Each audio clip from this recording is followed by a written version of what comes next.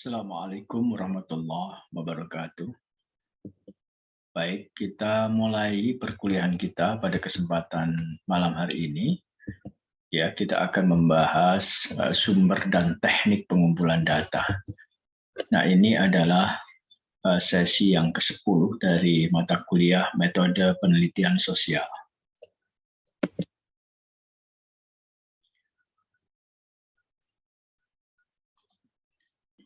Nah, sesi kita kali ini akan membahas mengenai sumber data dan teknik pengumpulan data.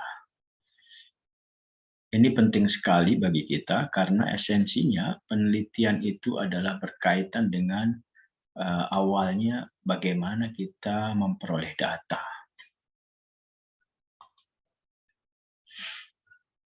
Nah, ini tujuan dari pembelajaran kita. Nah, ini adalah sesi ke-10 sebagai bagian dari total 16 sesi yang harus kita selesaikan. Ya, baik, kita akan membahas tentang sumber data. Nah, kalau kita bicara tentang sumber data, sebenarnya, nah disitulah awal dari bagaimana kita mendapatkan informasi. Karena prinsipnya penelitian itu adalah bagaimana kita memperoleh informasi untuk menjawab apa? Untuk menjawab pertanyaan dan kemudian menyelesaikan atau mengungkap permasalahan. Nah, sumber data ini kalau kita lihat bisa diperoleh dengan sumber primer dan sumber sekunder. Nah, apa itu sumber primer? Sumber primer adalah data di mana kita mendapatkan langsung dari pihak yang berwenang, dari pihak yang kita lakukan penelitian. Misalnya ini bisa didapat dengan wawancara, ya. Kita bisa mendapatkan dengan melakukan observasi dan sebagainya. Nah, itu adalah sumber data primer. Sedangkan sumber data sekunder itu adalah kita dapatkan dari lembaga, ya, dari organisasi yang mereka melakukan pengolahan data. Misalnya apa? Bahan kajian, laporan, ya. Nah, itu semua adalah sumber sekunder. Nah, bagaimana dengan teknik pengumpulan data? Nah, kalau kita lihat pengumpulan data itu adalah cara bagaimana peneliti itu bisa mendapatkan data yang diharapkan. Nah, bisa dilakukan dengan bermacam-macam cara, bisa dengan angket, wawancara, ya, bisa dengan pengamatan, bisa dengan ujian, dokumentasi dan lainnya. Nah, ini tergantung dari uh, metode yang kita gunakan untuk melakukan penelitian, apakah itu penelitian kualitatif atau penelitian kuantitatif. Nah, jika itu penelitian kuantitatif, yang paling sering digunakan untuk melakukan pengumpulan data adalah yang pertama wawancara. Nah, wawancara ini berkaitan dengan apa? Ya, berkaitan tentu dengan informasi yang ingin kita gali ya secara lebih dalam. Ya, kemudian angket ini berkaitan dengan informasi yang lebih bersifat spesifik dengan pertanyaan yang sifatnya tertutup dan diserahkan kepada pihak di mana kita menetapkan mereka sebagai responden. Observasi ini sifatnya adalah pengamatan. Nah, wawancara itu sendiri bisa dilakukan secara terstruktur, artinya pertanyaannya itu kita sudah tahu apa yang akan kita tanyakan. Nah, maka setiap pertanyaan itu di dalam kaitan dengan wawancara itu merupakan penerjemahan dari teori yang kita telah dapatkan untuk mengupas permasalahan yang ada. Nah, wawancara yang terstruktur itu lebih spesifik ya dan kemudian lebih terarah. Sementara kalau wawancara tidak terstruktur, nah itu pertanyaannya tidak ditetapkan secara detail, tetapi dia bersifat global, gitu ya. Nah, kelebihan dari wawancara ini kita bisa menggali lebih banyak, ya. Kita juga bisa mengetahui, siapa yang menjawab pertanyaan kita secara langsung, ya, responden itu sendiri, ya.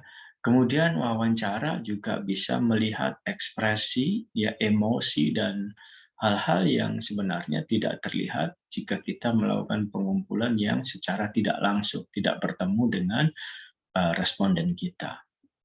Nah, kekurangannya dengan teknik wawancara ini tentu butuh waktu, ya.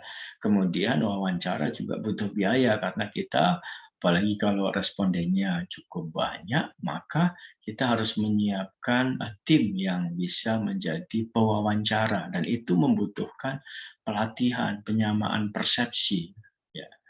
Nah ini, kalau kita, berkaitan dengan wawancara. Nah, sedangkan angket atau disebut juga dengan kuesioner itu adalah daftar pertanyaan. Angket ini adalah teknik pengumpulan data dengan menyerahkan daftar pertanyaan kepada responden. Jadi, kita mengurangi interaksi secara langsung, bahkan kita bisa lakukan tanpa berhubungan dengan responden. Misalnya kita bisa menggunakan, apa namanya, Google Form, SurveiMonkey dan sebagainya. Itu adalah, menggunakan teknik pengumpulan data dengan angket dan pertanyaan-pertanyaannya biasanya lebih singkat dan kemudian dia, ada jawaban yang tinggal dipilih oleh responden, ya. Sekali lagi kalau kita bicara responden maka itu kualitatif kuantitatif, maaf. Nah, angket yang baik itu pertama harus ada subjeknya dengan jelas. Siapa subjek? Ya, lembaga yang melakukan penelitian. Jadi Anda harus menjelaskan dulu siapa Anda yang melakukan penelitian itu, termasuk judul penelitiannya, lembaganya, timnya, gitu ya.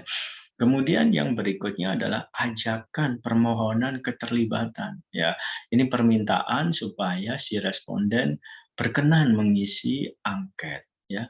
Kemudian yang ketiga adalah petunjuk pengisian. Nah, ini penting supaya mereka tidak salah di dalam melakukan pengisian angket.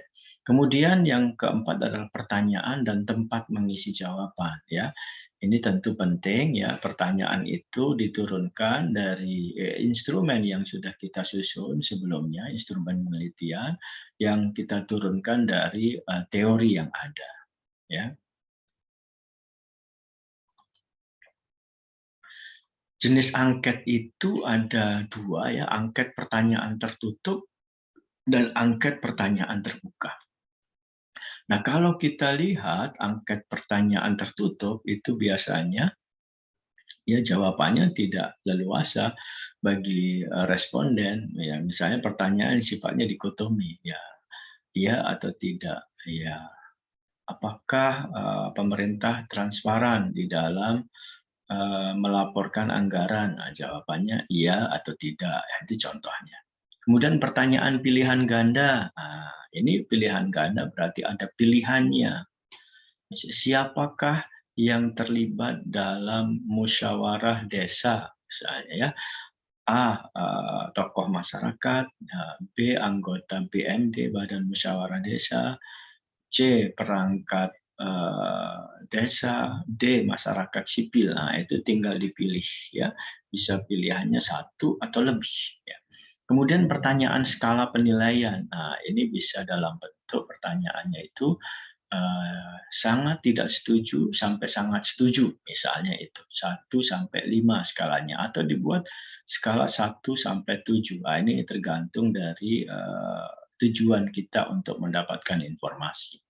Kemudian yang berikutnya adalah angket tertutup itu pertanyaan jawaban singkat. Nah, ini bisa saja di sini diberikan jawaban, ya, ruang untuk memberi jawaban, tapi singkat. Nah, ya memang kalau jenis angket ini memang responden kan tidak fleksibel mengutarakan pendapatnya ya.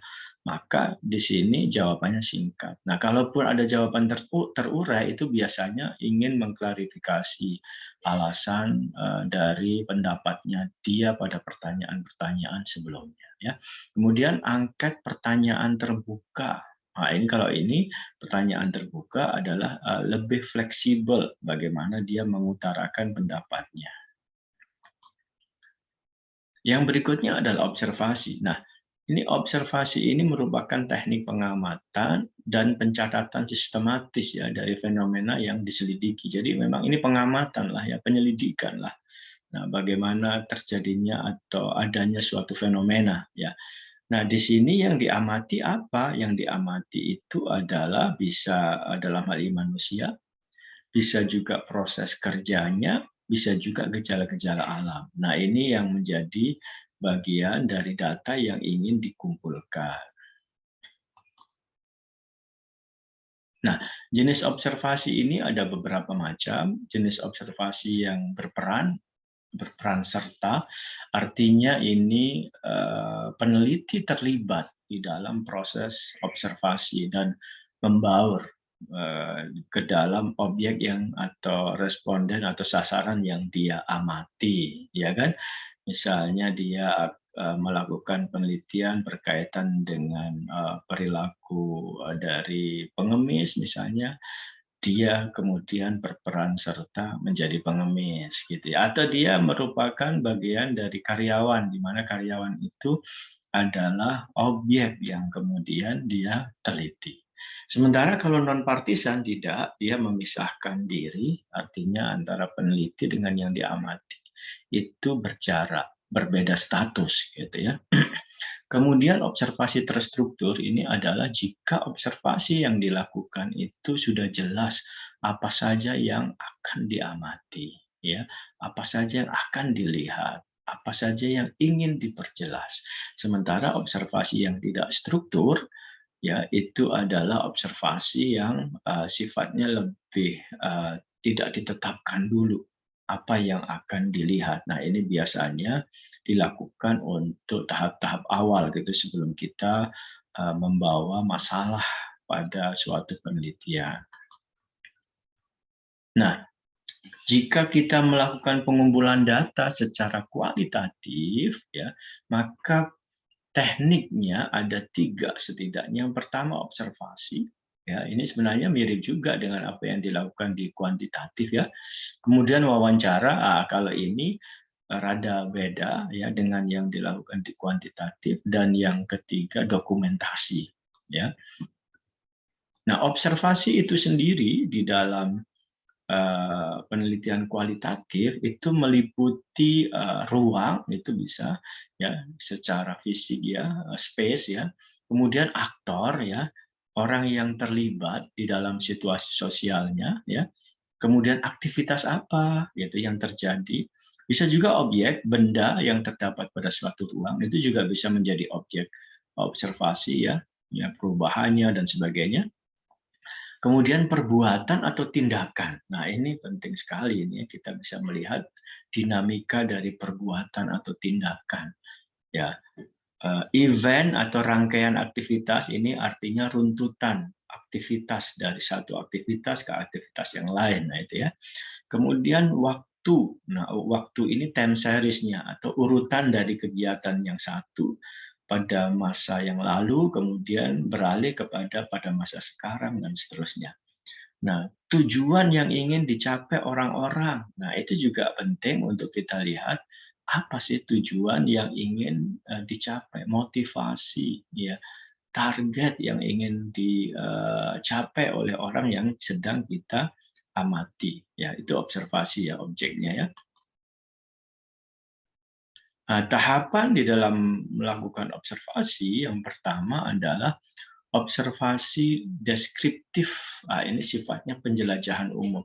Nah, ini biasanya di awal penelitian atau tidak ditetapkan secara spesifik apa yang ingin diobservasi. Jadi mengenali fenomena yang ada, mencari, ini menjelajah. Jadi sifatnya masih umum sekali ya. global. Nah, kemudian ada yang disebut dengan observasi terfokus. Nah, ini kalau sudah terfokus, dia udah tahu apa yang harus diobservasi. Ini berdasarkan rumusan masalah dan identifikasi yang ada di dalam penelitian. Ya, jadi pada aspek tertentu saja yang ingin dia lihat, ya.